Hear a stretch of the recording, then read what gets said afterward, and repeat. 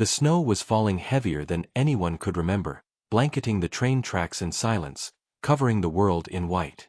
On that freezing night, when most had found shelter by the fire, a young girl sat alone on a wooden bench at a desolate station. Her clothes were thin, her hands trembling, her breath turning to frost in the air. She had nothing left but a small bag, a picture of her mother, and a heart that refused to give up. She was a farmer's daughter, once surrounded by fields of golden wheat, now stripped of home, land, and comfort. Life had pushed her into the cold, and she had no ticket for the train she prayed would carry her to a better tomorrow. Each passing minute stole more of her strength, yet still she waited, because that's all she could do. And then, through the storm, he appeared. A man in a heavy wool coat, his boots crunching on the frozen ground, his eyes sharp as though carved by the wilderness itself. He was no ordinary traveler. He was James Dalton, a self-made millionaire cowboy, a man who owned land as far as the eye could see, a man with everything money could buy, except the warmth of someone to share it with. When his eyes fell upon the shivering girl on the bench, something inside him stirred. Not pity, not duty, but a recognition, as though destiny itself had placed her there in his path. He walked toward her, unaware that this simple act, on this ordinary night, would ignite a love story so powerful it would defy scandal, survive storms, and reshape lives. This is not just the tale of a rich man and a poor girl. It is the story of two souls, worlds apart, who collided at a forgotten train stop and built a love that made history.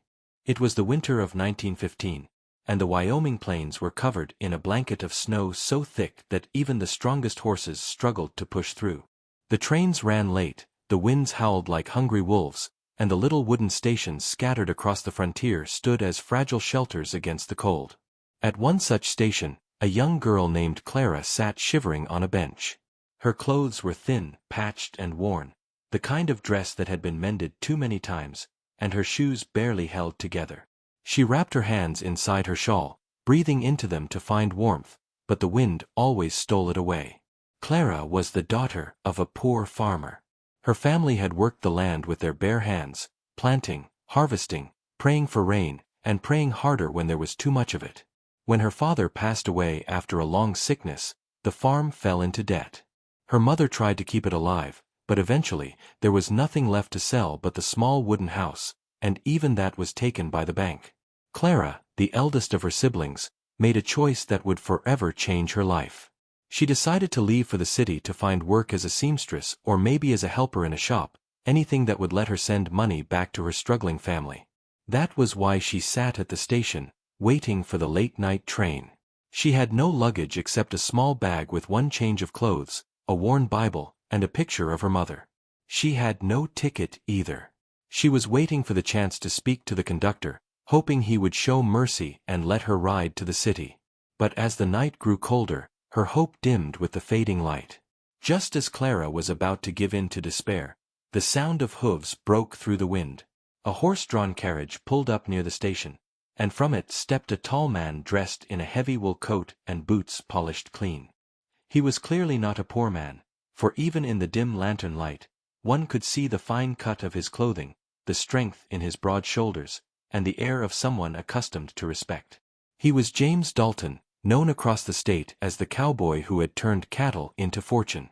From a struggling ranch hand, he had risen to become a millionaire rancher and landowner, a man of immense wealth but also of mystery. Many admired him, some envied him, and others whispered that despite all his riches, he was a lonely man with no family of his own. James entered the station, brushing snow from his coat, when his eyes fell upon the girl on the bench. She looked fragile, her lips blue from the cold, her body trembling as she tried to sit upright with dignity. Something in her eyes, weary yet unbroken, caught his attention. He was a man who had seen countless workers, travelers, and strangers pass through these parts, but this girl was different. There was no begging in her eyes, no desperate plea, just a quiet endurance that stirred something deep inside him. He walked closer, and as the wooden floor creaked under his boots, Clara lifted her head. Their eyes met, and in that instant, two worlds collided, the world of a poor farm girl with nothing left to her name, and the world of a millionaire cowboy who had everything money could buy but still felt an emptiness no fortune could fill. James asked if she was waiting for someone. Clara, her voice trembling as much from nerves as from the cold, explained that she was waiting for the train to the city.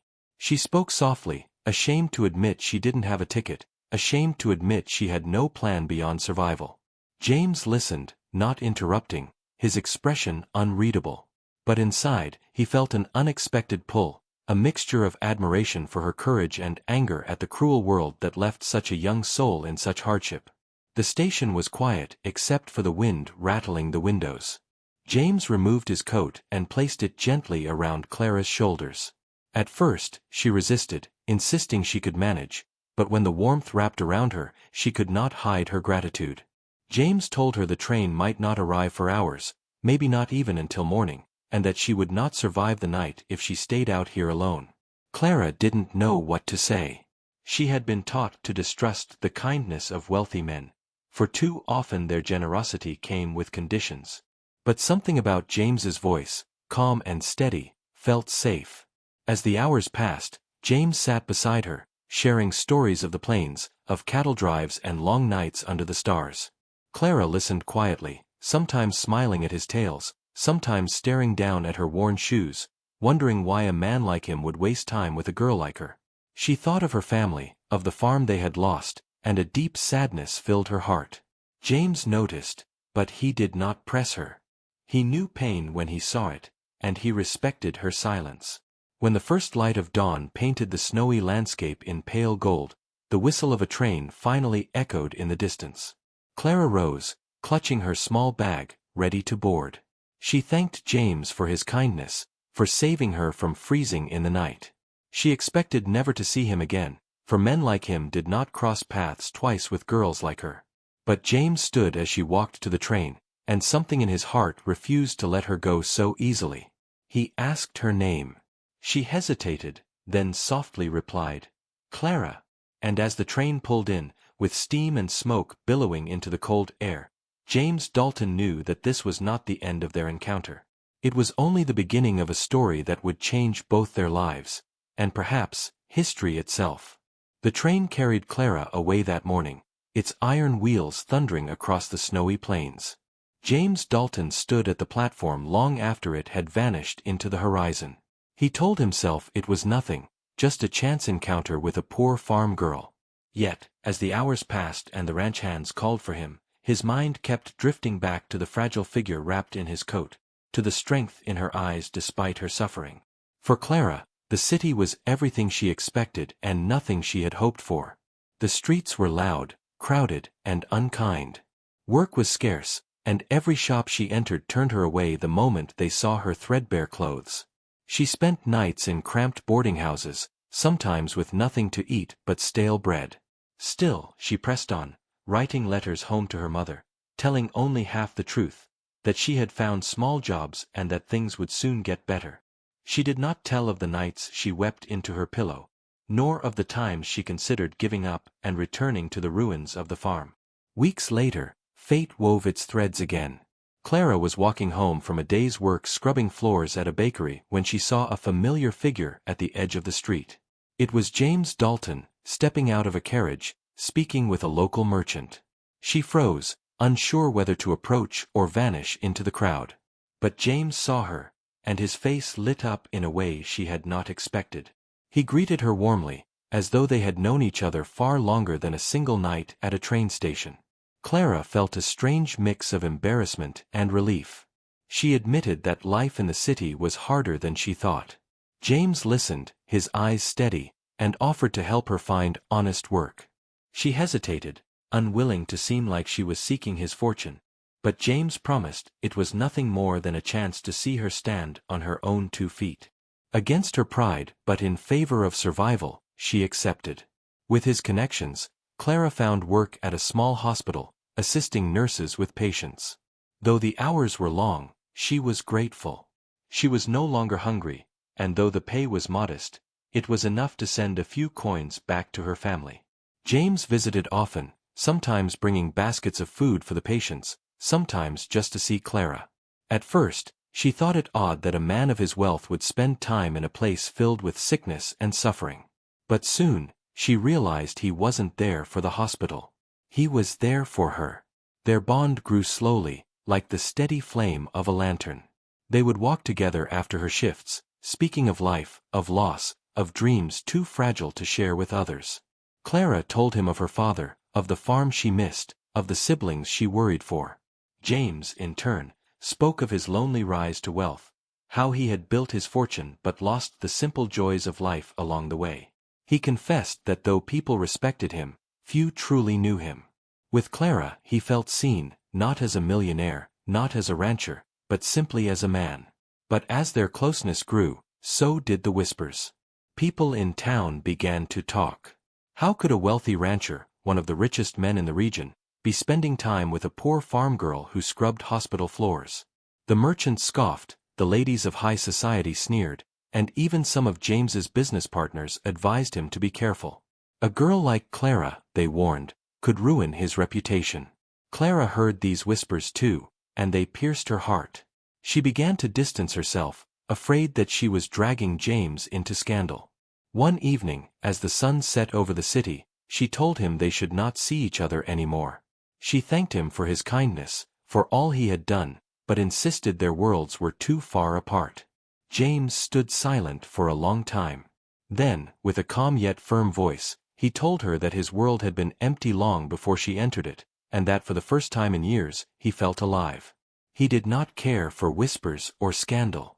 He cared only for the truth of what they shared. Clara's eyes filled with tears, torn between her heart and her fear of the future. The weeks that followed were the most difficult. James invited Clara to a gathering at his ranch, a place where wealthy ranchers and businessmen often met. Clara hesitated, but James insisted she belonged there as much as anyone. When she arrived, dressed in the only decent gown she could afford, the room fell silent. Eyes followed her, judging, doubting, mocking. Clara felt small, out of place, and ready to flee. But then James walked to her side, placed his hand gently on hers, and introduced her proudly as the woman he held in highest regard. The whispers grew louder after that night. Some said James had lost his mind. Others said Clara was a fortune hunter. But neither of them listened. In the quiet moments, when they walked under the stars or shared stories by the fire, none of the world's noise mattered. What mattered was the warmth between them, the strength they drew from each other, and the unshakable feeling that destiny had bound them together. Yet destiny is never without trials. The economy shifted, rival ranchers plotted against James, and Clara's family back home fell into deeper hardship. Clara faced an impossible choice: to stay by James's side and endure the ridicule of society, or to return to her family and help them in their darkest hour. James, too, faced his own battle: whether to fight for Clara against the world, or to let her go for the sake of her peace. It was in this storm of love, loyalty, and sacrifice that their story began to shape history, not merely as a romance, but as a testament to courage. Winter returned with a vengeance, sweeping across the plains with storms fiercer than the year before. Clara received a letter from her younger brother. Their mother had fallen ill, and the family was near starvation. The words on the page trembled in her hands, each line cutting deeper into her heart. She knew she had to go back. No matter how much she loved James, her duty to her family was written in her very soul. When she told James of her decision, his face darkened. Not in anger, but in the sorrow of a man who feared losing what he had just begun to find. He offered to send money, supplies, even doctors, but Clara shook her head. "They need me," she said softly. "Not just your wealth, not just strangers' kindness. They need their daughter." James understood, though every part of him wanted to fight against it. He walked her to the station, the very place where they had first met. The memories of that night came rushing back: her shivering frame on the bench, the coat around her shoulders, the quiet strength in her eyes. He held her hands, rough from work but gentle with her, and promised that no distance would ever change what they had found in each other. Clara wept silently, then boarded the train, leaving behind the man who had shown her a life she had never dared to dream of. Back on the farm, Clara worked tirelessly. She cared for her mother, mended what little was left of the house, and taught her siblings how to endure. The land was harsh, the debts unforgiving, but Clara faced it all with a heart that had been strengthened by love. She thought often of James, of his voice, his smile, the way he looked at her, as though she were the only soul in the world. Letters passed between them, each one a lifeline, but still, the distance was a heavy burden. Meanwhile, James faced trials of his own. Rivals spread lies, saying he had been ruined by a poor girl's charm. Business partners threatened to withdraw. His ranch suffered from a bitter season, cattle dying in numbers that threatened his fortune. Yet, through it all, he held on to one belief: that wealth meant nothing if it could not be shared with the one who mattered most. And so, he worked harder than ever, not just to protect his land, but to build a future worthy of Clara's return. Months turned into a year. Then came the turning point. A great blizzard swept across the region, cutting off towns, burying farms, and leaving families desperate. Clara's farm was hit hardest. The roof of their barn collapsed, food supplies ran out, and her mother's health declined further. Clara tried to stay strong, but even her spirit began to waver under the crushing weight of despair. One night, as the storm howled outside, there was a knock at the door. Clara opened it to find James, his coat dusted with snow, his face lined with exhaustion but lit with determination. He had ridden through the storm with wagons of food, medicine, and workers to rebuild what the blizzard had destroyed. Clara fell into his arms, tears freezing on her cheeks, unable to believe he had come. From that moment, the farm was not just saved, it was transformed. With James's resources and Clara's unbreakable will, they rebuilt the homestead into a place of hope. Neighbors came to help, inspired by their courage. What had once been a poor family's ruin became a thriving community farm that fed not just themselves, but others in need. Clara and James worked side by side, proving that love was not about riches or reputation, but about sacrifice, faith, and resilience. In time, the whispers of scandal turned into songs of admiration. Newspapers wrote of the millionaire who had chosen a poor farm girl, not for her beauty or status, but for the strength of her heart. People called it a fairy tale, but for Clara and James, it was simply life. Hard, messy, beautiful life. Their marriage was not celebrated in grand ballrooms but under the open sky, surrounded by family, workers, and neighbors who had seen their journey. Clara wore a simple gown, James a plain suit, but the vows they spoke carried more weight than gold. Together, they built hospitals for the sick, schools for children, and programs to help struggling farmers survive harsh winters. Their love story became more than personal. It became a force that changed lives, a living proof that when two souls meet with honesty and courage, the ripple can echo through generations. Years later, when their story was told in newspapers and passed down through families, it was always remembered how a poor farm girl met a millionaire at a lonely train stop. How their chance encounter grew into a love that faced storms, scandal, and sacrifice. And how, in the end, their bond did not just change their own lives, but made history.